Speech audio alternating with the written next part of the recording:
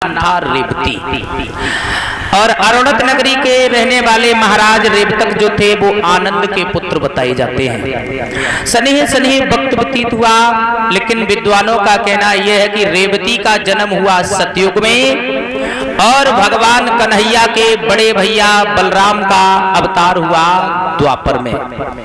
प्यारे श्रोताओं, विद्वानों का कहना यह है कि सतयुग त्रेता द्वापर में मां के उदर में बच्चा रहता था 500 साल, क्योंकि सतयुग की उम्र है 17,28,000 और कलयुग की उम्र है 4,32,000। मां के उदर में बालक ठहरता था 500 साल, तब हजारों साल की जिंदगी थी। 10,000 साल भजन किया, 20,000 साल घूमने में निकाल दिए, तब हजारों साल की जिंदगी थी। लेकिन समय घटते घटते कलयुग में मां के उदर में बच्चा रहता है 9 महीने, तब प्राणी खूब जिए। कलयुग में प्राणी की उम्र बताई गई है 120 साल, लेकिन अब 120 साल तक भी नहीं पहुंच पा रहे हैं। प्यारे भक्तजनों, सनेह सनेह वक्त व्यतीत होता जा रहा है। महाराज रेवतक के घर में जब बेटी ने जन्म लिया, आंगन में बधाई, दान, खुशी की लहर। सनेह सनेह वो बच्ची जब बड़ी हुई, विवाह के योग हुई है, तो एक दिन रेवतक की पत्नी ने देखा बेटी विवाह के योग हो गई है, तो दासी को बुलाया और कहा कि बहन दरवाजे तक चली जाओ। महाराज ब्रह्मा जी की सभा में बैठे रहते, उन्हें कोई खबर ही नहीं रहती बेटी विवाह के योग है। दासी गई, जाकर के समझाया।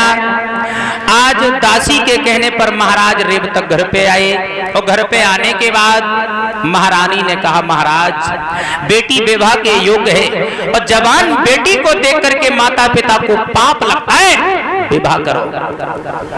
प्यारे भक्तजनों, महाराज रेवतक ने समझाया और कहा, देखो भद्रे, जहां घर है वहां बर नहीं, और जहां बर है वहां घर नहीं। जवान बेटी के लिए सुंदर लड़का होना अति आवश्यक है। अगर आपने कहा है तो कोई बात नहीं, खोज अवश्य करेंगे। प्यारे भक्तजनों, दूसरा दिन हुआ, दरबार में पहुंचे तो कुछ लोगों ने बताया, अगर रेवती का विवाह भगवान कन्हैया के भैया बलदाऊ के साथ में कर दिया जाए तो कैसा रहेगा। पंडित नाई को भेजा गया। अब आज जैसी प्रथा तब नहीं थी जैसे आज है। आज हमने देखा है, वैसे क्षमा चाहेंगे, कहने के लायक बात तो नहीं है लेकिन कहेंगे, आज हमने देखा है कि जब किसी लड़का या लड़की की शादी की चर्चा चले तो कौन देखने जाता है? खुद लड़का जाए और खुद बिटिया। पहले ऐसा नहीं था। पहले पंडित और नाई जो फैसला करके आते थे वही मान्य हुआ करता था।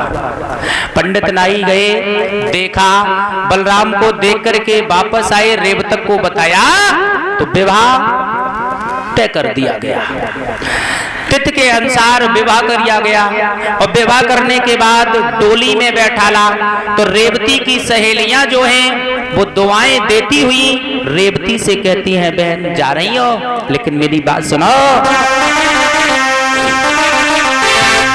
अरे जा मेरी बहने तू रहे सुखाती, जा मेरी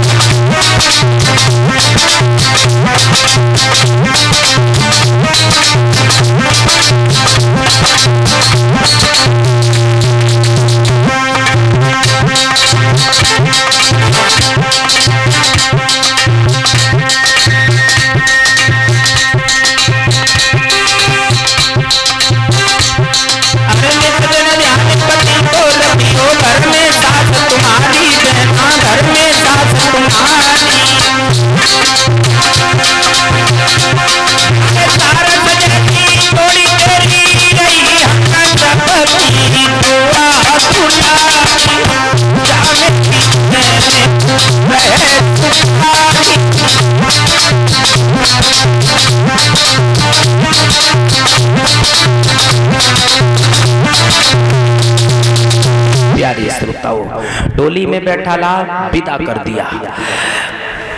विवाह होकर के जब द्वारका में पहुंचे, आनंद के साथ में रहने लगे। अब आओ देखते हैं इससे और आगे। उससे पहले बोल लेते हैं एक लाइन का छोटा सा परमात्मा का संकीर्तन, क्योंकि राम कथा सुंदर करतारी